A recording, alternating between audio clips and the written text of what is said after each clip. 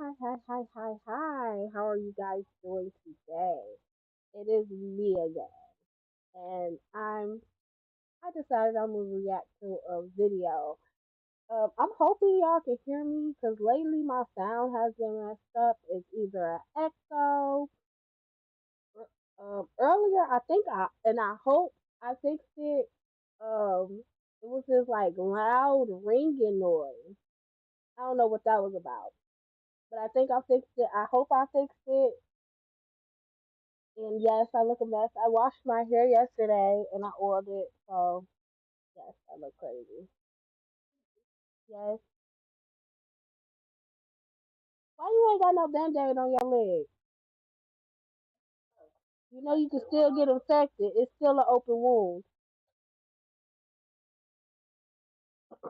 My bad. I gotta, you know, my niece hurt herself. You know, she still got an open wound. Want to run around, want to get affected. The whole foot might you know, get amputated or whatever. I don't even feel like I said that word right. Y'all don't worry about what I'm doing. I got a whole bunch of stuff going on. Whole bunch of stuff. So this is my first time using these headphones.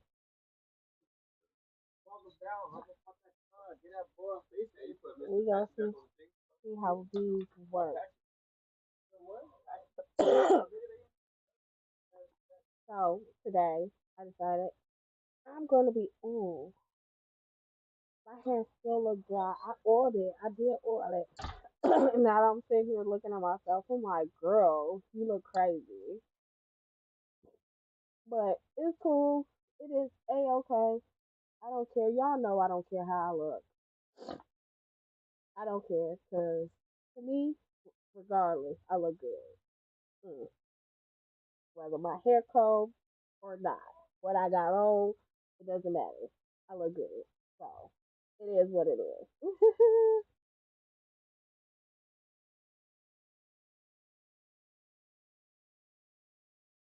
Okay.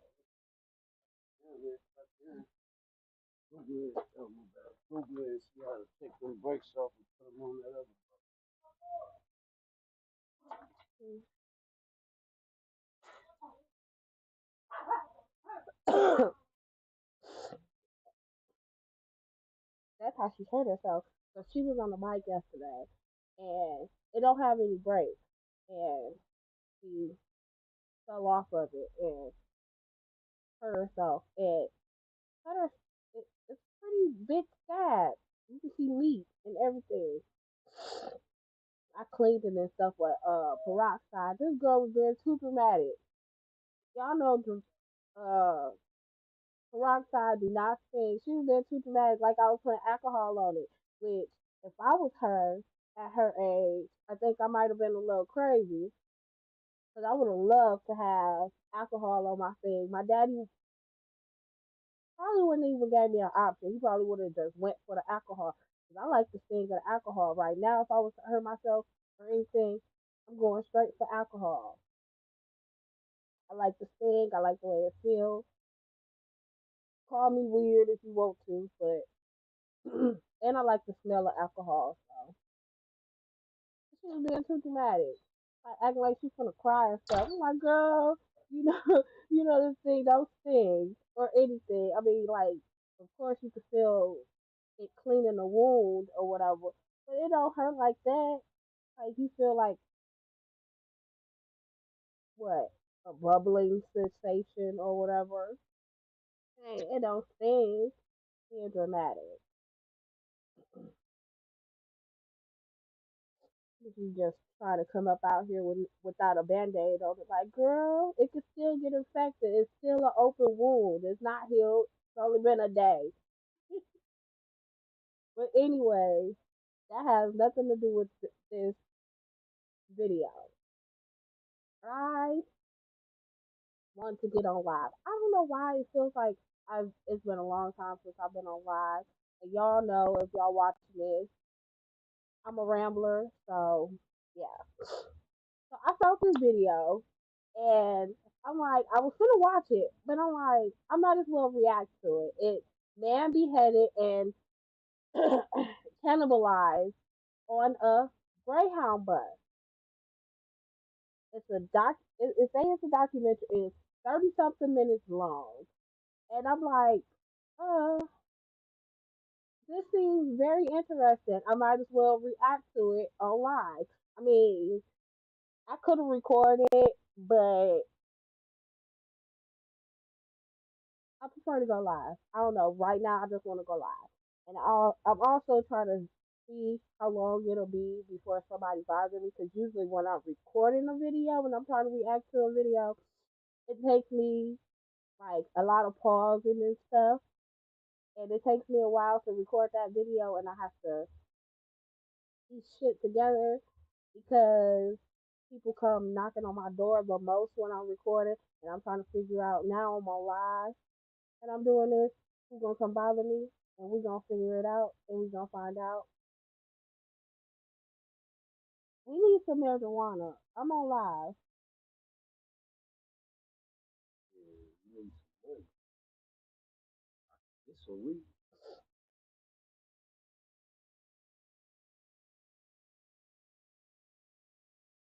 I'm on live looking at how much these people know I don't care about how I look though.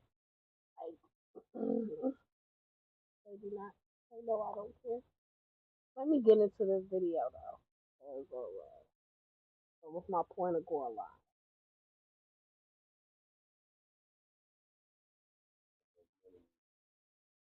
Nothing. I gave you all everything I had earlier on my page.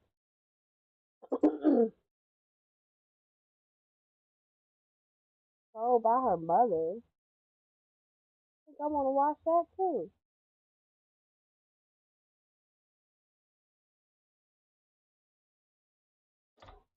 Um, I was just reading a book.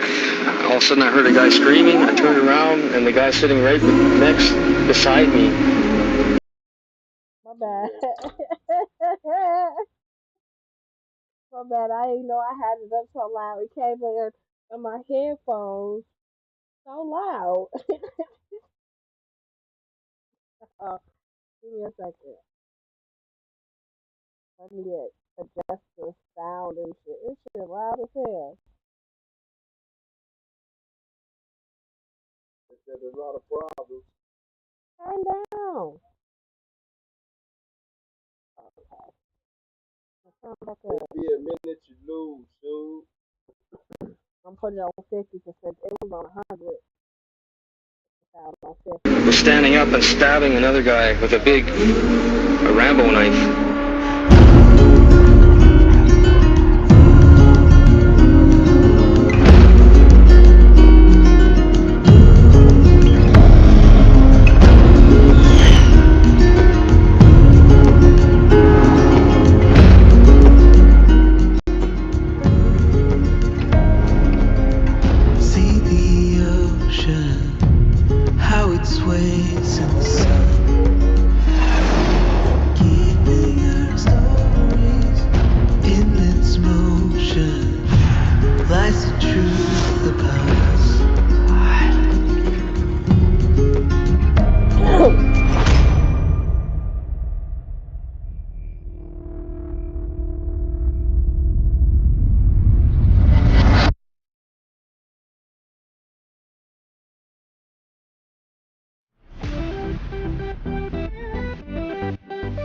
I should have known an ad was gonna pop up because when I clicked on it, it didn't go to no ad.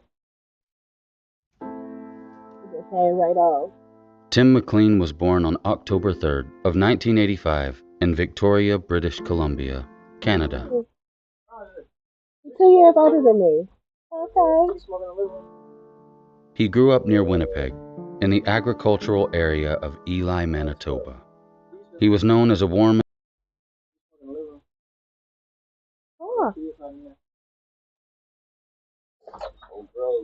individual who wasn't shy about meeting and accepting new people. Tim was the kind of person who made friends with strangers and gelled with people easily. He added Not significant me. value to I any don't make group he no friends accompanied, with and nobody. he was well loved by friends and family. Still kept stabbing him, stabbing him. My friends and family love me. It didn't take much consideration to like Tim McLean, and after you started liking him, falling for his eccentric personality was inevitable. It's true, Tim McLean was highly likable, and he wasn't the type to dislike anyone. He saw the good in people and accepted everyone for who they were. He saw the McLean was highly likable, and he wasn't the type to dislike anyone. He saw the good in people and accepted everyone for who they were. Tim's uncle Alex McLean describes his nephew as a little guy with a big heart. Tim spent his life traveling and meeting new people, but unfortunately, traveling and an unanticipated encounter with a stranger on a bus would savagely halt the life of gentle Tim McLean on July 30th of 2008.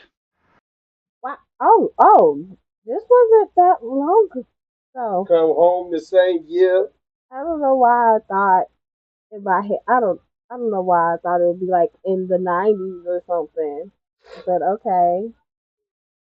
I mean, it was a while ago, of course, but damn, pretty soon.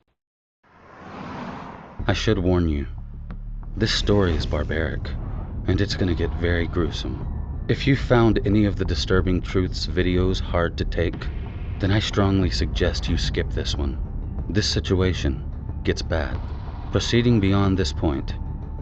So this is my first video watching of theirs. Just so it's known, like I don't know what kind of. I'm guessing they do this kind of content all the time, but this is my first video by them, and it started off crazy. This man, he's gonna die. Well, of course. Is entirely up to you. Choose now, and if you decide to go forward, Stupid. take a deep breath first, and remember, you won't get another warning. I'm Mr. Black, and this is the disturbing truth of the devil on bus 1170. Woo.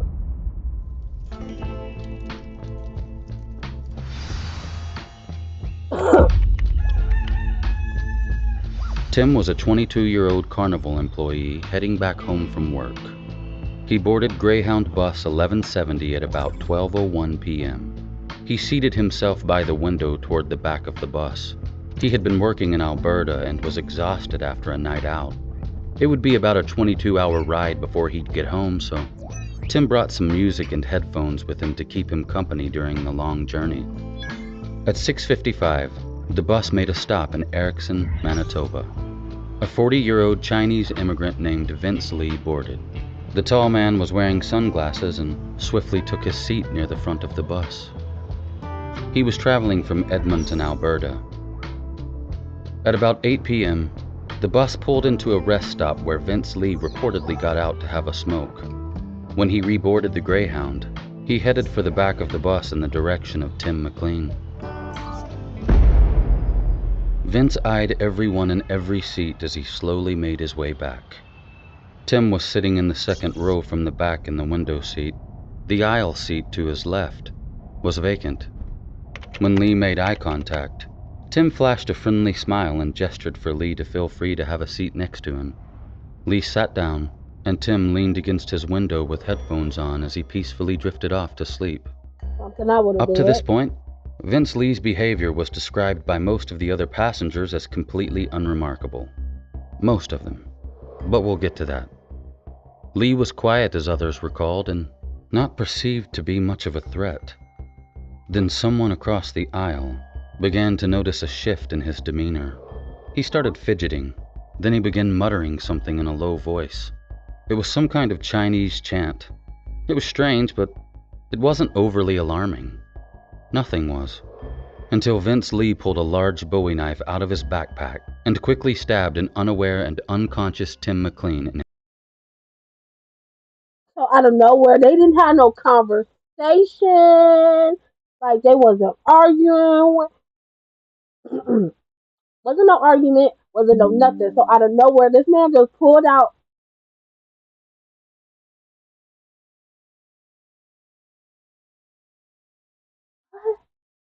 Okay, continue. I'm just confused. He said the man was nice enough to let you sit next to him, cause like I'm sorry, you was already on the bus. You already had a seat, and then I'm nice enough to let you sit next to me. I wouldn't have been nice enough to let you sit next to me. It's all. I know it's enough space if you're on the bus because you was already on the bus. You got off to smoke a cigarette, and me in my head, when I'm on the bus or like public transportation, I don't want anybody to sit next to me unless they absolutely have to. That means there's no other spots on the bus unless they have to stand up. And if I'm like, I think it's rude to make somebody stand up and I have a whole seat right here. I don't want you to sit next to me unless you absolutely have to, or I know you know, we're gonna be talking, we're gonna be communicating. But other than that, no. Because I had experiences on the bus with really creepy people. I let them sit down next to me, and they'll just start getting creepy, or they'll just stare at me like, "Why are you staring at me?" Or just weird shit happens on the bus and on public transportation, and I just don't like people sitting next to me. But this man was nice enough to let you sit there, and then you have the nerve to put. Okay, let's finish the dang old story before I start getting into my feelings and getting mad. Okay, let's finish the story. His neck. Tim was shocked back. His neck. Go back. Until Vince Lee pulled a large Bowie knife out of his backpack and quickly stabbed an unaware and unconscious Tim McLean in his neck. Tim was shocked back to reality in a screaming panic. He tried to fight back, but Vince Lee, as if some kind of glitching morbid machine of murder, repeatedly stabbed Tim over and over and over again, non-stop. Passengers panicked. People screamed for the driver to stop the bus as they rushed for the front door in a terrified frenzy of horror. At this time, Vince had pulled Tim to the aisle floor and continued to stab him without mercy. The driver slammed on the brakes, bringing the bus to an emergency stop. The passengers frantically rushed through the front exit as the bus driver and two others attempted to rescue Tim. But Lee was enraged. When they got near him, he slashed wildly in their direction with the bloody knife. They too exited the bus in accordance with their own safety necessities. It's believed that Civil Tim McLean was probably dead at this point. It's something that at very least we can hope for, especially considering what happened next. Oh my God. Oh my Jesus. I hate camis that create muffin tops and love handles. Oh my God! I like my love handle. The most amazing product. Wait. I want it. I love my love handle. As the 30-plus once passengers of Greyhound Bus 1170 stood on the side of the Trans-Canada Highway about an hour west of Winnipeg, they watched as absolute horror unfolded on the bus before them. With the massive knife he'd just used to stab Tim countless times, Vince Lee began to saw and hack at the neck of McLean's lifeless body. After a while, Lee stood up to his feet with the bloody knife in one hand and Tim's head in the other. People fainted. They screamed hysterically. Some others couldn't hold it back and vomited beneath themselves. Teenagers from the bus began trying to get videos with their phones while younger children cried as they witnessed a trauma that would undoubtedly mark them for the rest of their lives. Oh yeah, he had some yesterday.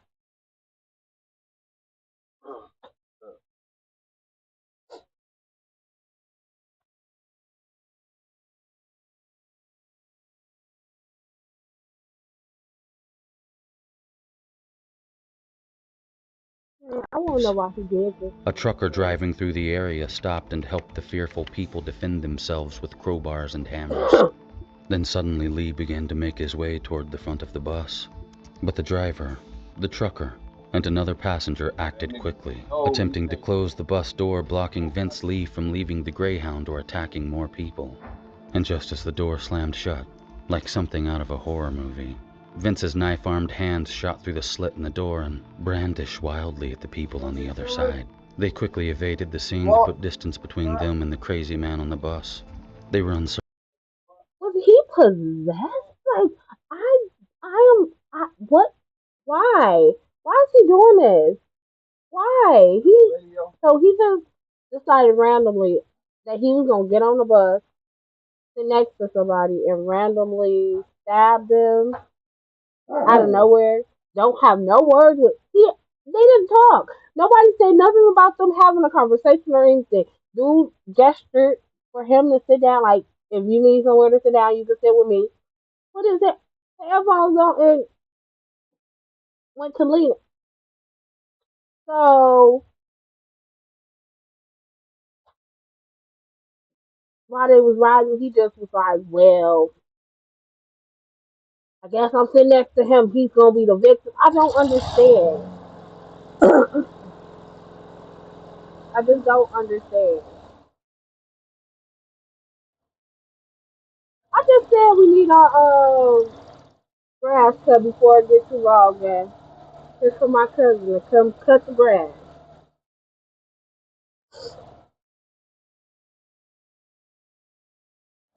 But yeah, I'm invested.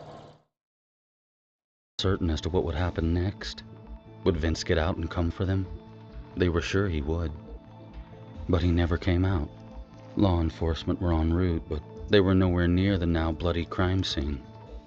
While people outside could do nothing but wait and watch, Lee paraded Tim's decapitated head up and down the aisle of the bus, showing it off like some kind of sick trophy. And then, with still no sign of the police, Lee's actions on board the Greyhound intensified. He cut open Tim's chest and tore out his organs. He took out Tim's heart, his lungs, his liver, and finally ripped out his intestines. He took these items and strung them out all over the bus, and still the other passengers could do nothing but watch in shock. But it wasn't over. In full line of sight, Vince Lee devoured both of Tim's eyes and 1/3 of his heart. He then cut off Tim's nose and ears. He taunted his audience by smelling the severed parts and licking Tim McLean's blood off his own fingertips. Lee had also brought plastic bags with him. These were for storing the pieces he'd cut off. He actually planned to take parts of his victim with him. It was haunting. So that just confirmed it. This nigga planned this whole thing. So nobody had to do anything to him. He just was gonna pick a random person to stab and eat on the bus. Like, what? What's wrong with people? It was cruel. It was unthinkable in every way. The passengers outside the bus were witnessing what can only be described as malignant evil. At around 9 p.m., authority and emergency services arrived in bulk and immediately contained the scene while attempting to reason with Vince Lee. But negotiations proved to be fruitless. It was no use. Vince Lee simply wouldn't comply. He stated, "I have to stay on this bus forever," and then continued to dissect Tim McLean for hours. Non-present SWAT team members later critiqued the attending officers for not taking Lee out and putting an end to the situation sooner. And call me cruel, but I agree. Lee was armed. He'd already killed, decapitated, cut up, and ate a guy. He was dangerous and threatening, but some do-gooders believed he was deranged, and shooting him would have been unjust and unnecessary. What? They don't say that when they be killing black folks, but left and right. Like what? But I'm not even gonna get started. Lord, I'm not gonna get started. I'm not. I'm just gonna continue. Well, I suppose if you take a moment to really think about it, Shooting Lee wouldn't have done anything more than leave a ton of unanswered questions for the poor McLean family and the rest of the traumatized passengers on bus 1170. At about 1:30 a.m., But when you think about it, if he was black, he would have got shot as soon as they made it to the scene. Even if he wasn't doing nothing, he could have been the victim. He would have got shot. Like, I'm just sorry. Give me a second.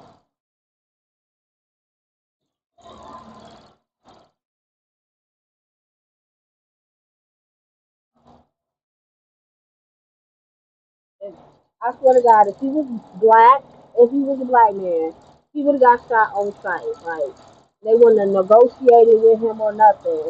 Like, what? They was there for hours while this man was eating and disfiguring and cutting up and doing stuff to another person. I don't care that he was sitting there dead, he was still a human.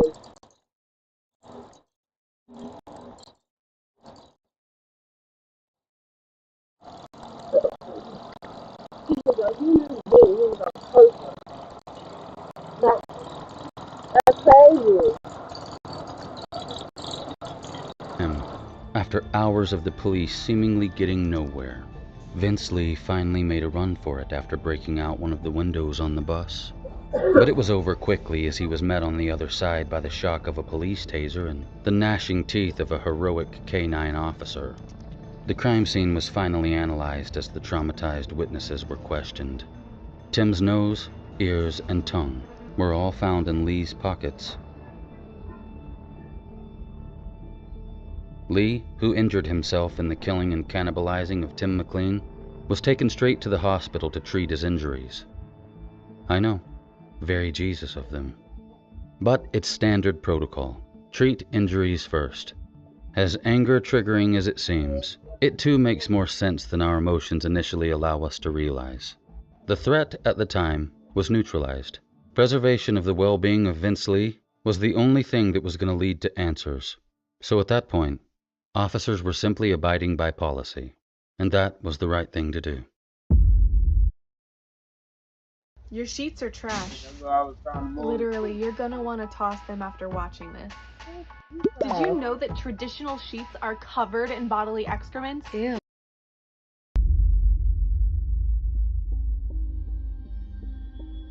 Greyhound representatives had to take the passengers to a local store and replace. I'm here thinking, like, I guess it is good that they did the way that they did, and they just didn't shoot him on sight or whatever. But still, they sat there for hours and let this man continue to do stuff to a body, negotiating with him and stuff. Like, my whole thing is they wouldn't have did that if it was anybody else, if it was a black man on there eat somebody's face. They wouldn't have negotiated for hours and hours. That man would have been dead after a little bit of time.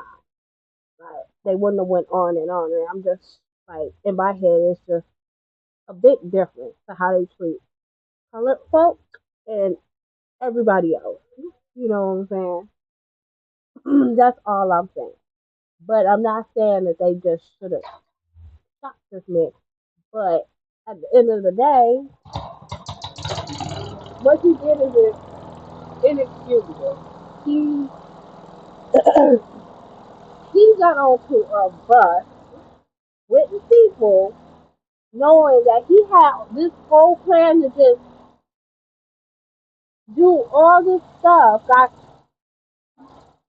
Got a, what do you say, a Bowie knife out of his bag. He had it in his bag and he planted. So he deliberately sat next to that man so he could do something to him. The man didn't even say nothing to him. And that's the messed up part about it. I think that's why I'm getting mad and I'm getting heated and I'm getting irritated. Their clothes because everything on the bus was now evidence. Then at 3:30 p.m. the next day, the exhausted passengers finally arrived home in Winnipeg to the worried arms of their loved ones. Tim's mother, Carol, was informed by her ex-husband that Tim would not be coming home. She reportedly learned what happened on the bus the night before while listening to the radio. She prayed over dinner that it wasn't her son. She was understandably devastated beyond conceivable belief. Understandable. Some of the passengers from bus 1170 have never recovered from what they saw that day. And that's And I imagine they understandable. never will. Not fully. How on earth could you? Even some of the cops and emergency responders that day still haven't shaken off the post-traumatic effects of what they saw. And all Tim McLean's family could do was pray and push for justice to be served to the evil devil on that bus that destroyed their angel. Imagine for a second that that was your family member. How could you process this? What would you want to happen to Vince Lee? And what would happen to Vince Lee? Why did he?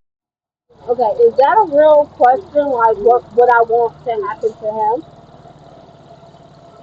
I would want him to go.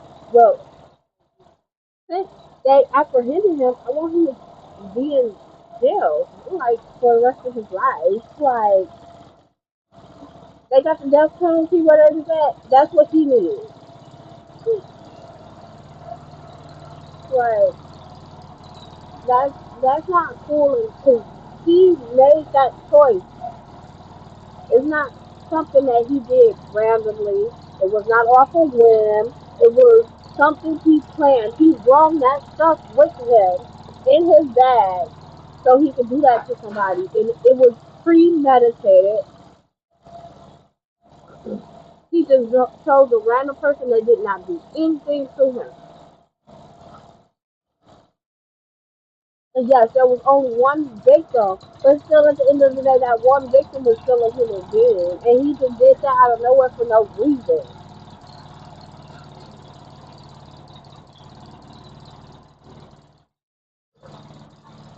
So he needs to be in somebody's jail. And if he's not going to be in somebody's jail, if they're going to let them out, they should just let me do whatever I want with her. Like, you could, like, here you are, do what you seem fit, and I'm not going to speak on I'm not going to speak on what I feel like I would do to him. But if he's going to get out of jail, his time with his jail is, if he get out, he come to me and I can do what I want. Did he do what he did? And just who the hell is he? Yeah, who is he? Lee came to Canada in 2001 with a computer science degree. At one point, he worked for a church doing small jobs to support himself and his wife. Really? He became a Christian and was baptized around this time. Really? The pastor claims he had no complaints about Lee. Really? I'm sorry. Everything that you said about it, I'm like, really? Okay. Nigga worked at a church? Really? Okay. Then in 2004, Lee was reportedly hospitalized after problems with law enforcement, but not much else is known about this incident. Then Vince was a forklift driver for a time, while his wife was a waitress. He reportedly had no trouble working this profession either. Nevertheless, he quit in 2005.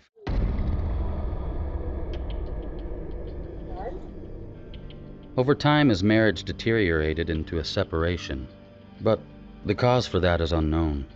In 2006, Lee started working for Walmart while also delivering newspapers on the side. Then 4 weeks before Lee got on bus 1170, he was terminated from his job in Walmart due to problems with another employee. He then went to Winnipeg for a job interview on July 28, 2008. On July 29th, Lee got off the bus in a town called Erickson. He had 3 pieces of luggage with him. Witnesses claim he spent the night outside on a bench staring up into space for hours. The next day, he sold his brand new computer to a child for $60. It was confiscated by police, who in turn bought the boy another one in exchange for his honesty. These are the events that led Vince Lee to Bus 1170 and the brutal assassination of Tim McLean. Medical reviewers seem to indicate that Vince was an undiagnosed schizophrenic who may have not been prescribed the correct medication for his condition. I'm not sure the direct truth here, but there is one thing we know, and that's that Vince Lee was not taking any medication the day he boarded Bus 1170. Everyone from law enforcement and the defense to the judge and the prosecutor unanimously agreed that at the time of the crime, Vince Lee was clearly not of sound mind. And I have to agree. That much is obvious. But what they did was ridiculously conclude the case without regard for the unwavering trauma this event caused the people who witnessed it. And what's worse, Tim McLean's family reportedly didn't even get a word in. Apparently there was no open trial. The court decided not to call upon the traumatized witnesses or the McLean family, and Vince Lee claimed he wasn't criminally responsible due to mental illness. Usually bras fit small-chested women like this. Gapping. You guys, look at how much space that is. This was my life. Bra gaps, tons of shifting, not being able to bend over. I don't have that problem. The judge relied on testimony from forensic psychiatric witnesses. I'm sorry, I don't have that problem. That reportedly never actually witnessed the madness that unfolded on Bus 1170. They were never even at the scene of the crime. And so the judge ruled Vince Lee not criminally responsible due to psychosis caused by schizophrenia that I guess had gone untreated. And he was sent to Selkirk Mental Health Center for an indefinite amount of time for treatment and monitoring. There they spent time rehabilitating Vince Lee and reportedly even aided him in changing his name to Will Baker. There has been no justice for the McLean family, or the witnesses of what happened to Tim on Bus 1170. They were closed out from the trial of a monster that took away pieces of them by removing and eating parts of an innocent man. But they didn't get a say. I guess what they witnessed wasn't important enough to be considered because some quacks in a coat had a theory that overruled their testimony. They should have at least... That's crazy. What the fuck?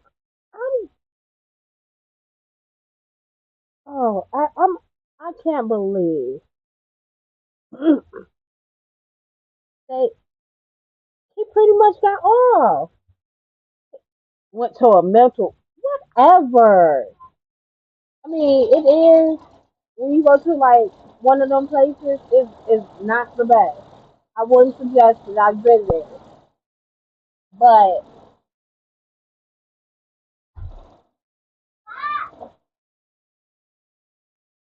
that's not enough for what he did. For what he did, that's crazy. Been allowed to voice their opinion, but it was done this way, and I guess it avoided a painstakingly lengthy trial. And after all, Vince Lee will never get out, right? And those psychiatric facilities can be worse than prison, right? Everyone's safe from Vince Lee now, right? No. What you mean? Once the experts started working with Lee, they began filming hours of videos and keeping transcripts while interviewing him about what happened on Bus 1170. He said, "God made me do it. I was an evil son of an evil God.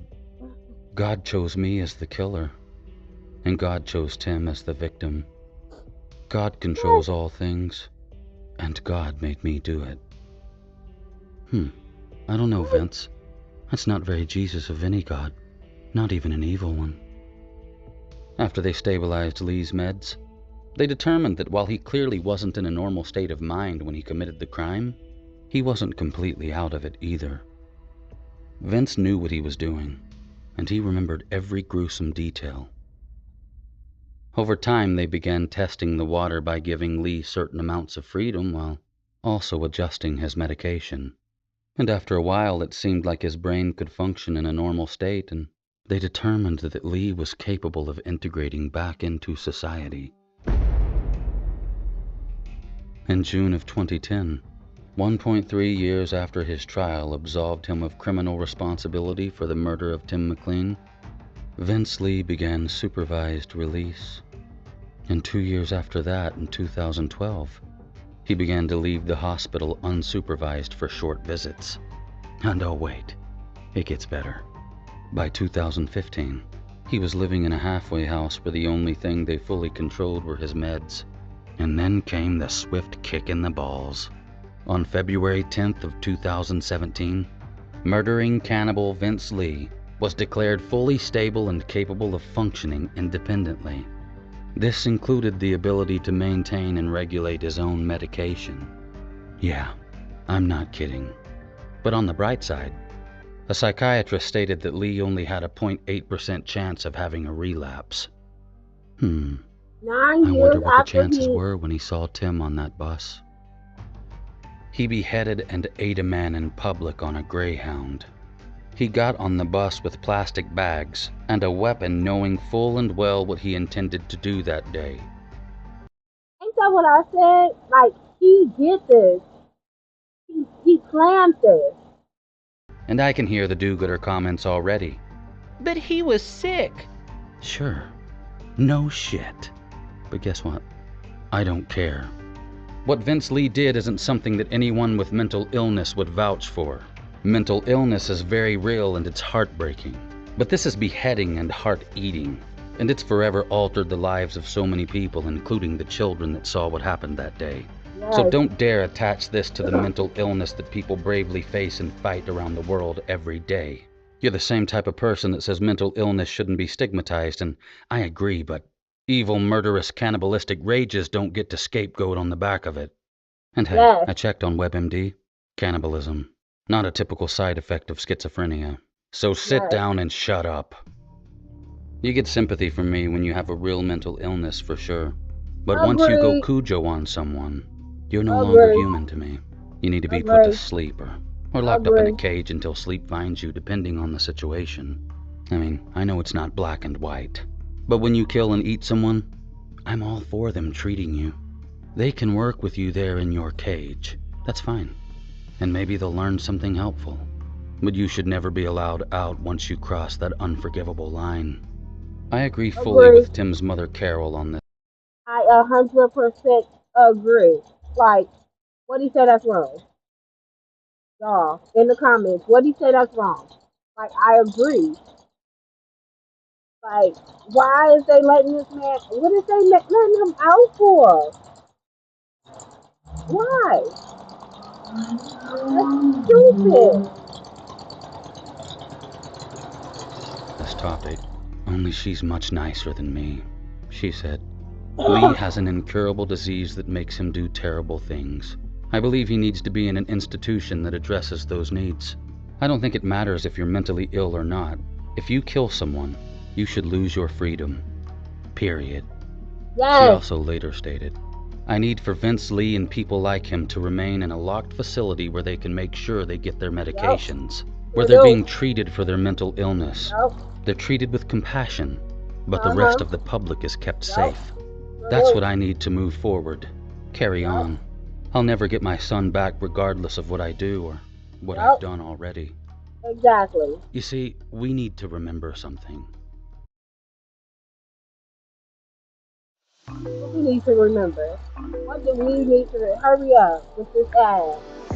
Well, bye. Get out my face. Carol and Tim Sr. never got to say goodbye to their son because his body was so badly damaged. And part of it ended up in the belly of someone else. And I think in a situation like this, the victims, their families, and the protection of the rest of the public is what matters the most. That's so And you sad. would think that everyone would agree with that. Yet Vince Lee is a free man walking around with no criminal responsibility for his past actions. Like killing and cannibalizing a man on a bus in front of over 30 people never even happened. It's everyone else that bears the burden of carrying around what Vince Lee did on bus 1170. Meanwhile, he can potentially skip a couple doses and do it all again at any moment. So again, you can treat him. You can learn from him.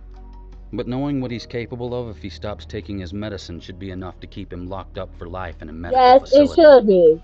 Should be, Chris but it's not. Somerville, CEO of the Schizophrenia Society of Canada, met with Vince Lee several times. Stupid. After a while, he had this to say. The media was more Oh my favorable God, to that's the so McLean stupid. family because the country has entered a period of tough on crime with very little attention being paid to restorative justice, rehabilitation, recovery and redemption or the role of mental illness in this unfortunate incident. He also stated, It is remarkable the positive effects of the medication.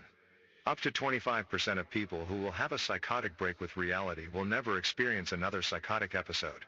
Up to 65% will experience a degree of recovery in order to live a meaningful life. 10% will take their life by due to the losses associated with schizophrenia. Of the 300,000 people in Canada who live with some form of schizophrenia, the vast majority lead quiet, law-abiding lives hoping for some quality of life. People living with schizophrenia are more likely to be victims of violence rather than being perpetrators of violence. Oh, that's just magical. I agree with Chris. Genuinely. I can see where he might be right. Under one condition. He should give Vince Lee room and board in his house for a few years where he sleeps, for close observation. And no cheating by locking your bedroom door at night. There's a point of no return when it comes to your actions. You've probably heard me say it before, but even if you're insane, and regardless of mental illness, Vince Lee's intentions on bus 1170 went well beyond that point. He didn't slap somebody in the middle of a mental breakdown or seizure. He did stuff you'd only see in a movie like Hostel. And sometimes we must look at actions. In my opinion, what Vince Lee did to Tim McLean on bus 1170 was pure evil. Yes, it was. Up. Yes. My heart goes out to the McLean family, the traumatized witnesses, especially the children, the law enforcement and medical responder units, and last but not least, innocent Tim McLean. Rest in peace, and may you never be forgotten. I'm Mr. Black, and this is the disturbing truth.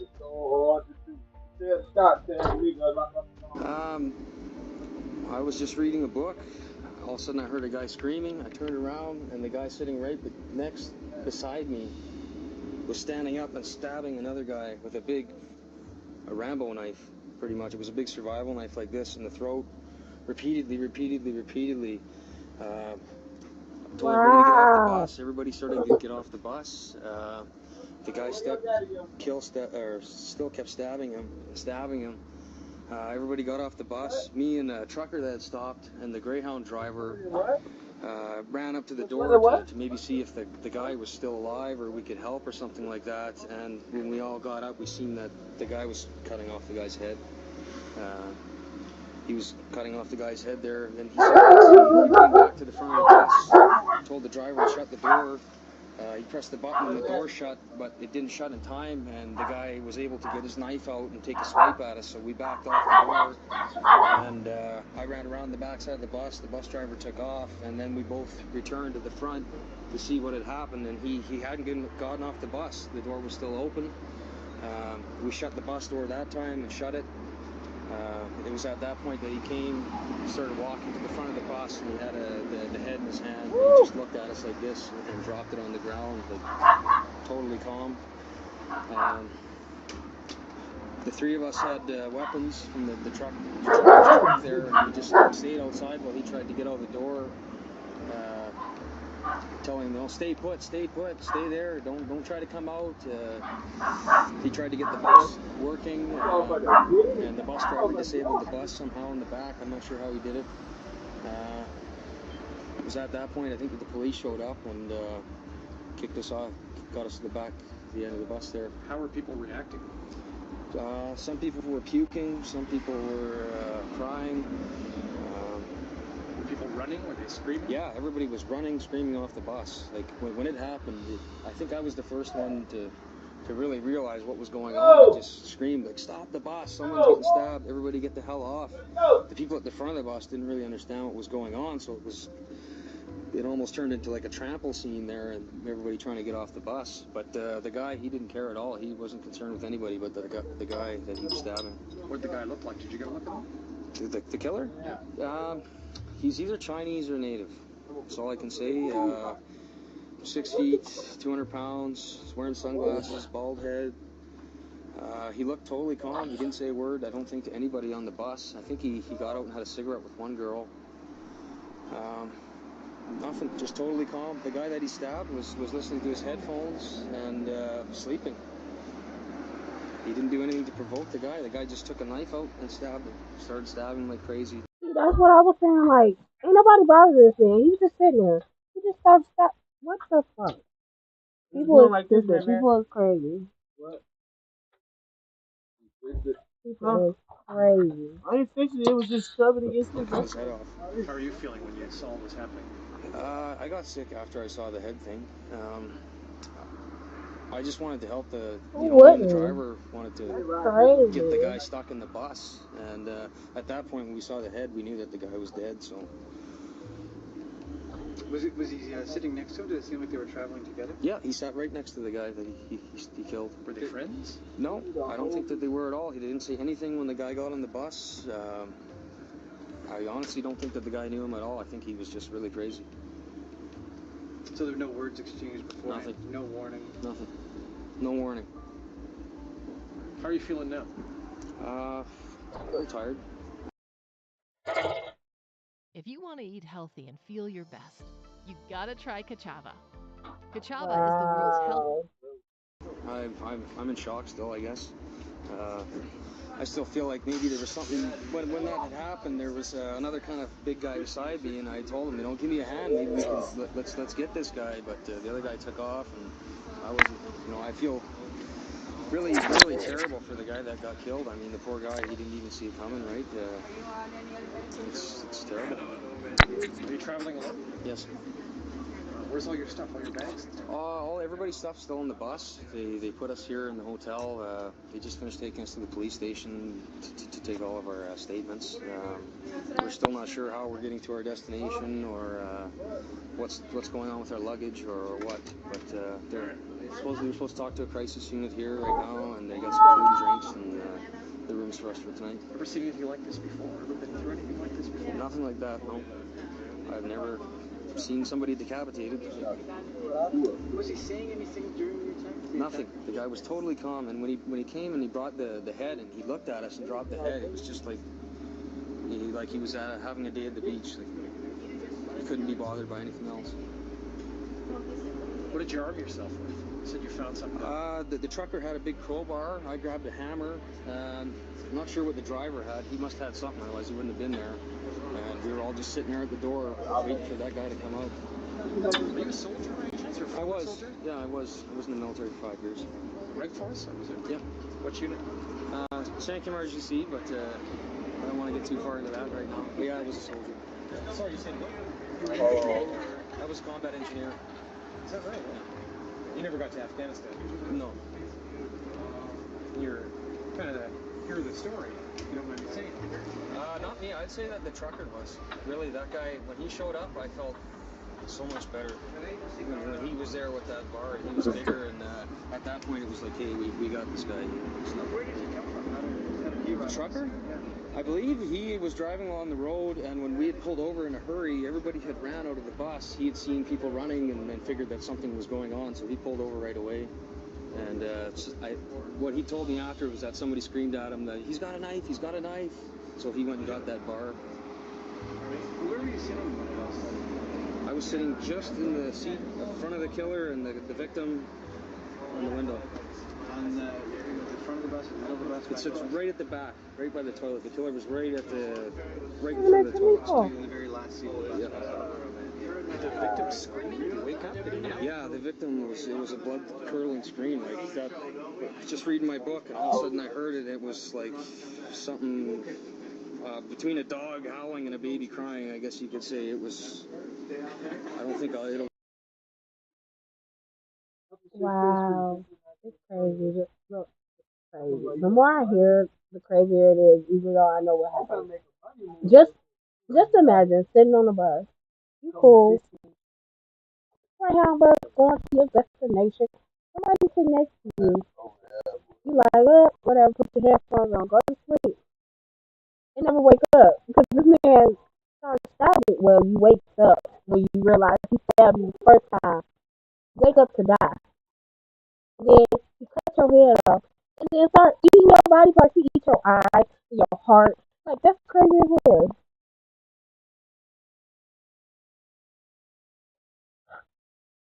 That's crazy as hell. And then they let the man out of jail. Well, he never went to jail. He was in a mental hospital first and foremost. And they let him out.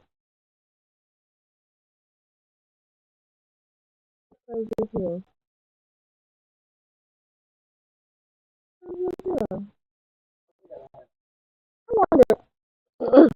I wonder if my ass would get some shit like that. They'll let me do the same shit. Just send me to the damn psych ward. Because I've been there before. I can do it.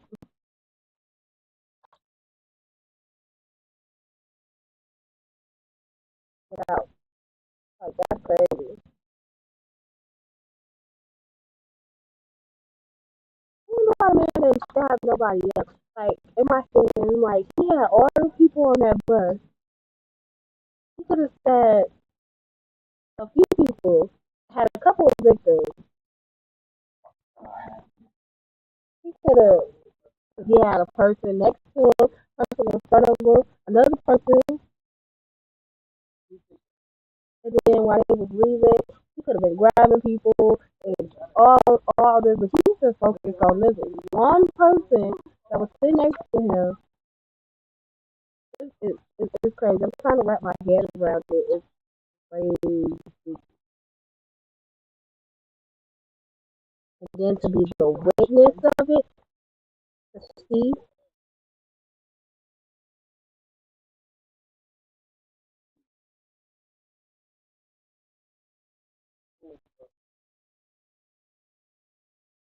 Wow. Wow.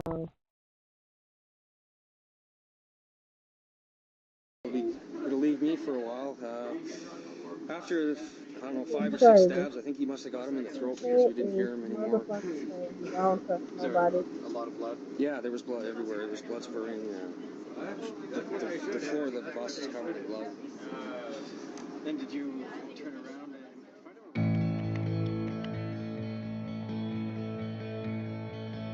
Oh, he had a baby!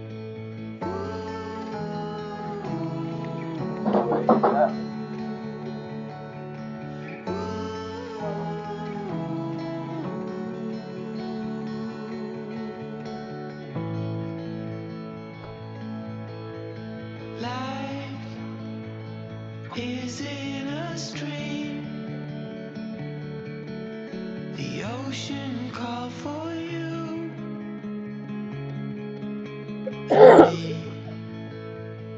Wow. Still.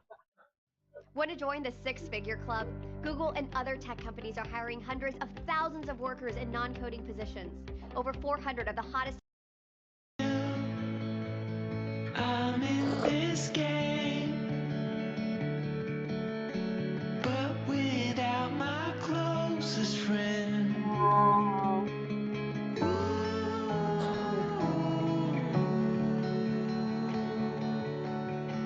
Fear, it's leaving now.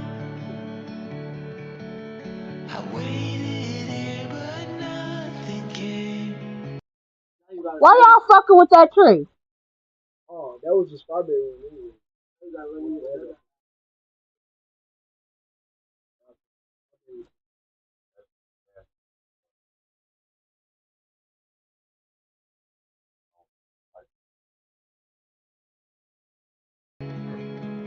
So I close my eyes, 'cause you reflect in everything.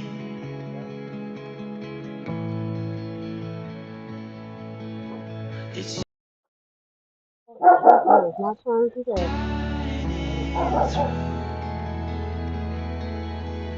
the light in you. It shines so true. The light in you.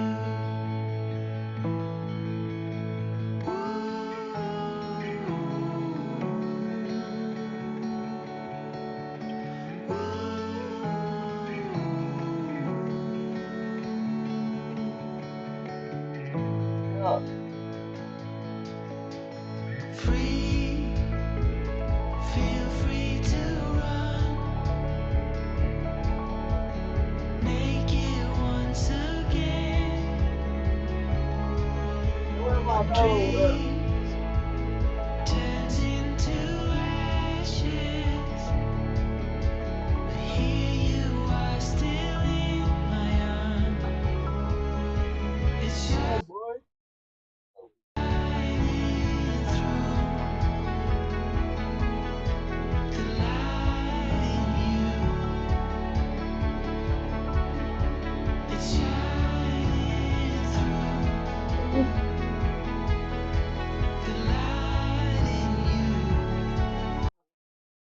So it's just music for the rest of the pictures.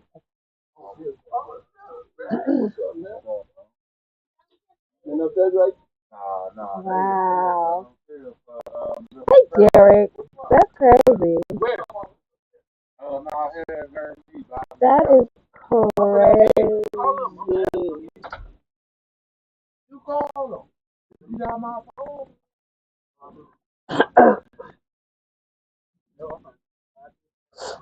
Crazy. I'm not gonna watch another one. But that was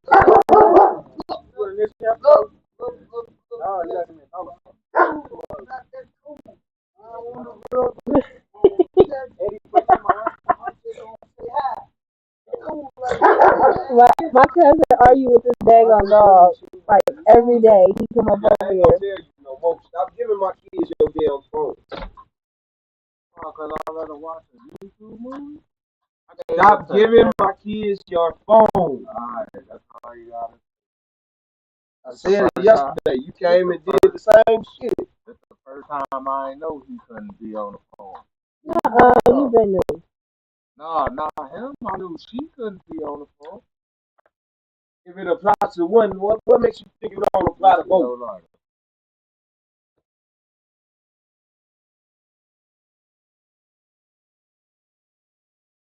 You give it to him. Who hands you think it's gonna be in? Who hands you think it's gonna end up in? Alright.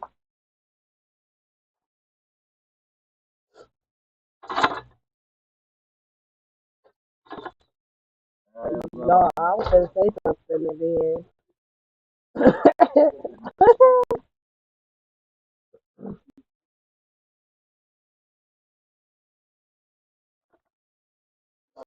I've been on live for an hour. It don't feel like it's been that long.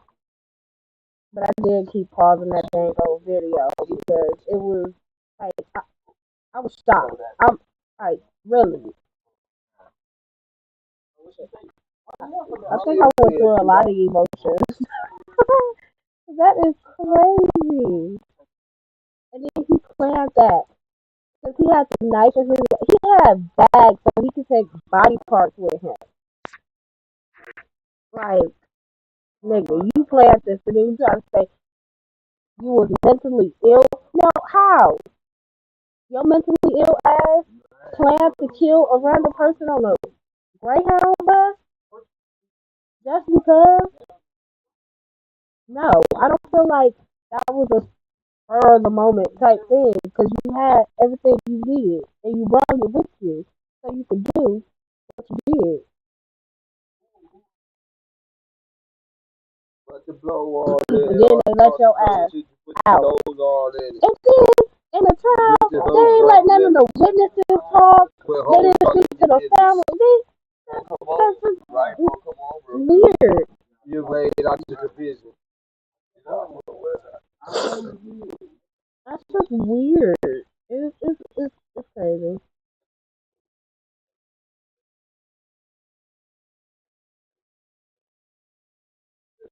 So that's it. I'm gone. I'm done. If I find something else, I might get back on live on like the next video. But I do want to watch this video. Came home the same year. Sold by her mother. The heartbreaking story of Kamari. Kamari I can't pronounce the name, but when I watch the video, it's always gonna say it. Or the Crime Network. I watch that one. I like documentaries. I do that. I like documentaries. Especially true crime documentaries. I don't know what it is.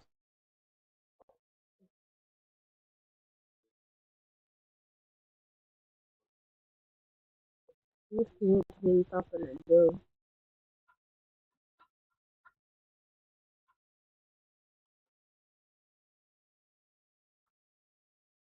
Yeah, I seen it.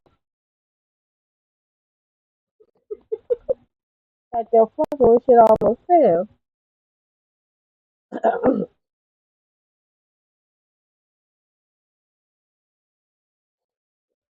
See y'all later. I'm done for now. I'm shocked ain't nobody bother me or anything. Is y'all shocked? I'm shocked. I'm 100% shocked. People be fucking with me. But I guess they got shit to do. It's hot outside. They ain't got to come bother me. And I ain't got no marijuana. I'm asking them. So they kind of like, oh, she can't smoke with us, so we ain't gonna fuck with her today. I'm a beast.